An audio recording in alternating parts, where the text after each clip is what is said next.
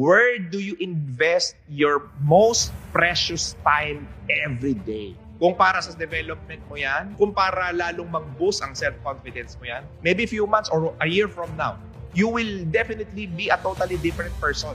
And that person is probably suited na maging successful. Kaya ka hindi nagiging successful kasi hindi ka suited maging successful. Parang wag mong ipilit yung isang damit na susuotin mo hindi nga fit sa'yo. Pagka educated ka na, pag alam mo na yung gagawin, magkakaroon ka ng discipline. Yan ang nadadala ng maraming alam. Magiging disiplinado ka, magiging conscious ka sa paligid mo. Magiging conscious ka sa mga mapapanood mo kasi educated ka. Kasi pagka hindi ka educated, hindi ka equipped, wala kang self-awareness. Hindi mo alam ang tama o mali. So lost ka. Hindi mo makukuha talaga yung success na gusto mo sa buhay.